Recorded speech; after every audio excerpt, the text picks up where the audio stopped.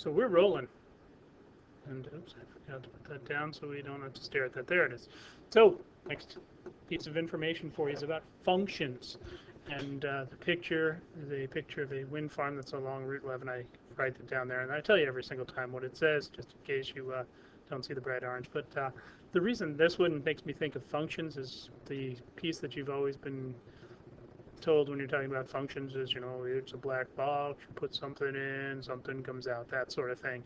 Well, so in this case, what's happening with a wind farm is this thing turns, and we've got this rotational energy that the wind causes, and right inside here, that rotational energy is turned into electricity, which is sent down the tube and into some wires into a power station and ultimately runs your computer or your light switch or something like that. So this really is a black box that actually does something more than, you know, just multiplying by 2 and adding 7 or something. It actually has a function as we move forward.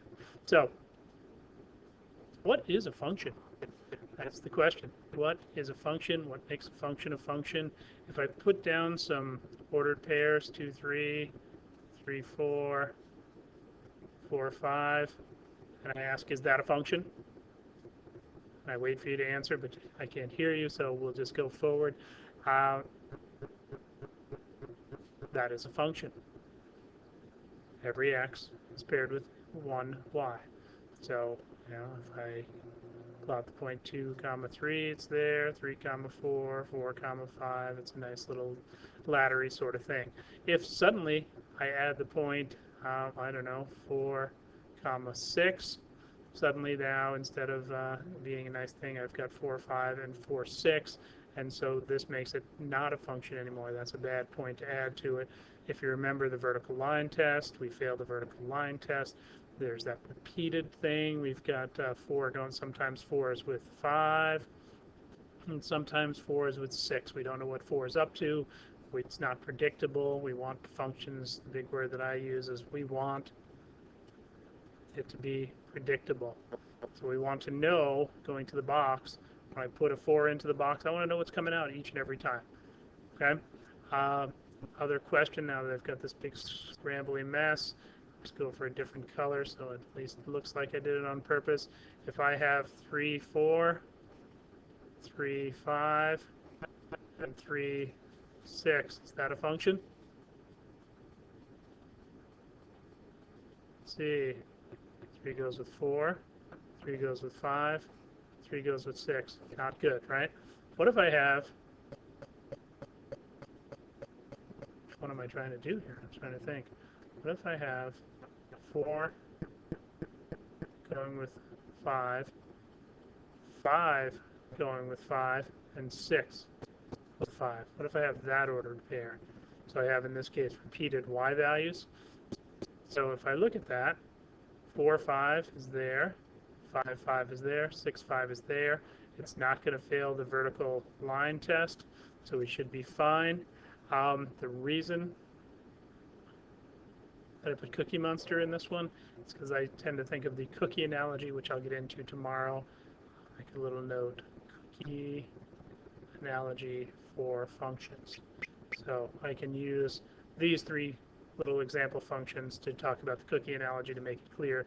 But predictable x paired with 1 y. Okay? X is paired with 1 y value. There's no repeated x's. There's a bunch of ways we can say that. No repeated x's. All right, there's 2 ways we can say that. So there they are. Cookie Monster, cookie analogy, ask me tomorrow. So function notation. We're used to y equals stuff. When we get into function notation, we said f of x equals stuff. Doesn't mean f times x. We read that as f of x. Okay? F of x equals, I don't care, 3x plus 5. Whatever you want it to equal, whatever it turns out to be. And it can be different things. We can have the g of x. We can have the h of x. We can have the, I don't know, anything that we want to have of x. F, g, and h are typically ones that we might use. And they can be any kind of function, x squared plus 5x plus 11, I don't really care. And, you know, the cube root or the square root of 2x minus 4, they're all lovely functions. If we want to do function notation, now that I've got 3 functions, we write that as, like, say, the f of 2. That means just take 2, plug it into the equation. 3 times 2 plus 5. 6 plus 5, 11. Okay, if I want to know the g of 0, I plug 0 in. 0 squared plus 5 times 0 plus 11. 0 plus 0 plus 11. I took the easy way out. Hey, they're both 11. And then finally, if I wanted to know what the h of, thinking here to try to be really extremely clever, but I don't know that I'm quite up to that. How about, can't do it. All right, the h of 62.5. Okay, so that's going to be twice 62.5 minus 4. Twice 62.5 is 125. 125 minus 4 is 121. Square root of 121 is 11, okay? So they all turned out to be 11. Don't be confused. Functions always don't turn out to be 11. I'm sure no one was going to fall for that, but plug the number in. Whatever's in the parentheses, put it in for x. You're just solving functions. Piecewise functions, as the name implies, it has pieces. So we might have a function that looks like this. F of x equals, and then we get the little brackety thing, and maybe it equals 3x plus 5 when x is less than 2, and it equals 2x squared when x is greater than or equal to 2. That's a piecewise function. We could evaluate it just as easily as anything. Say I want to know the f of 7. So I've got to look. Is 7 bigger than 2 or smaller than 2? It's bigger than 2, so we use this rule. So the f of 7 is 2 times 7 squared. 7 squared is 49. 49 times 2, 98. If I want to know the f of negative 3, negative 3 is certainly smaller than 2, so I use this rule. 3 times 2, negative 2. What am I doing? 3 times, how about negative 3? Oops, if I pay attention, plus 5. Negative 9 plus 5 is probably negative 4, if I was guessing. And so that is a piecewise function. It's delightful. Just a couple of different rules. We work with these throughout the course, so you might want to get used to that notation right there. Domain and range. Domain, range, domain, range. So domain, right to the thing. Possible x values. Range. What am I spelling? Possible y values. The way to remember, x comes before y, domain comes before range. It's like the alphabet. So get stuck, remember that. When we're typically looking for domain and range, yes, it's the possible x values, but we want to, what does that say? Values. We want to get away from looking for every possible one. What we tend to look for is we look for the exception to the rule, so we look for what ones don't work. So if I have a function like y equals, not y equals, it's a function, silly, f of x equals, I don't know, 3 over x minus 4, we're typically looking for values that are going to cause us problems. In this case, when x is equal to 4, we would have some issues. Because when x is 4, the f of 4 is 3 over 4 minus 4, which is 3 over 0, which does not exist. So we would say that the domain of this function is x cannot equal 4. Okay, and typically we really tend to focus on the domain, and the range is nice, but it's not necessarily where we look to restrict. Now, I guess if we can't get to 0, if we can't do this, we probably can't get to 0 in this case on the y value, but tend to focus on the domain of things where trying to restrict values. Okay, so look for little hints. What makes the denominator equal to 0 in my function? That's going to be a value we need to restrict from the domain of the function. Okay? We can go into why you can't divide by 0 at some other point. Again, ask that question tomorrow. Why can't we divide by 0, Mr. Tig? And I'll give you the best answer that I have. Composite functions, this is when we have two functions. We have an f function and we have a g function. And let's just say the f function is, I don't know, 2x plus 3, and the g function is, I don't know, x squared plus 1. Okay? Composite function, basically, I'm going to go with the box analogy. We've got our f function and our g function. We take some value, we put it into the f function. Whatever comes out, we immediately pop into the g function, and then voila, we come out with some sort of thing. So it's a double whammy function box machine.